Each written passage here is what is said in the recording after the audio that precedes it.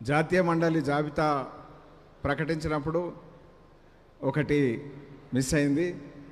గౌరవ శాసనసభ్యులు పాయల్ శంకర్ గారు నామినేషన్ దాఖలు చేసి జాతీయ మండలికి ఏకగ్రీవంగా ఎన్నికయ్యారు.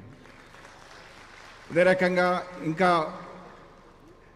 మిగతా వారిది డ్యూ ప్రాసెస్ తర్వాత అవి వెల్లడించడం జరుగుతుంది. గౌరవనీయులు మాజీ మంత్రివర్యులు మల్కాజ్గిరి పార్లమెంట్ సభ్యులు ఈటల రాజేందర్ గారిని మాట్లాడవలసిందిగా మనవి చేస్తాను.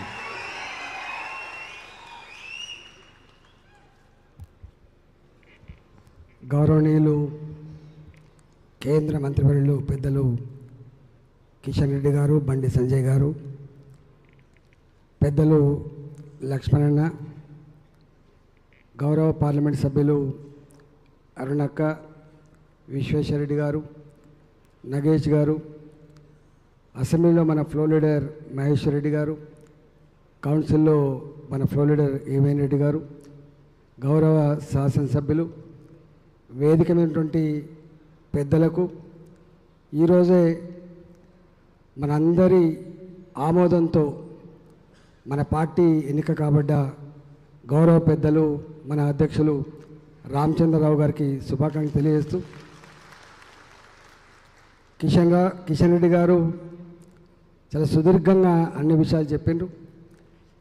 మనందరి కర్తవ్యం యావత్ తెలంగాణ జాతి మన పట్ల ఏం కోరుకుంటుందో సవివరంగా చెప్పింది కాబట్టి దాన్ని ఫుల్ఫిల్ చేసేటువంటి బాధ్యత ప్రతి కార్యకర్త మీద, నాయకుని మీద ఉందని చెప్పి నేను తెలియజేస్తూ, మరొకసారి రామచంద్రరావు గారు నాకంటే చాలా పెద్దవారు, కానీ మాకు వారికి పార్టీకి రాకముందు కూడా అనేక సంవత్సరాలుగా మాకు మిత్రత్వం ఉంది. మా అన్నతో పాటుగా ఎప్పుడు పోతూ ఉంటాం. మా అన్నకు బాగా పరిచయస్తులు.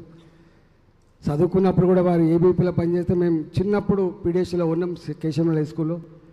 ఇవాళ వారి గురించి ఒక 30-35 ఏళ్ళుగా నేను దగ్గర నుంచి చూస్తాను కాబట్టి సౌమ్యుడిగా, అనేక విషయాల పట్ల సమగ్రమైనటువంటి అభివృద్ధి ఉన్న నాయకుడిగా, ఒక కమిట్మెంట్ ఉన్నటువంటి కార్యకర్తగా వారిని నేను చూస్తూ ఉన్నా. వారు శాసనమండలిలో వారి పాత్ర ఒక్కరే ఎమ్మెల్సీ ఉండే, మేము మంత్రులుగా ఉంటుంటే అప్పుడు వారు నిర్వహించిన పాత్ర ఎంత గొప్పగా ఉందో మేము ప్రశంసిస్తూ ఉంటుంది. వారు కార్యకర్తల నమ్మకాన్ని నడిపించడంలో తప్పకుండా ముందు బాగా నిలుస్తారని మేమందరం కూడా వారికి సంపూర్ణమైన సహకారం అందిస్తామని తెలియజేస్తూ వారికి శుభాకాంక్షలు తెలియజేస్తూ, భారత్ మాతాకి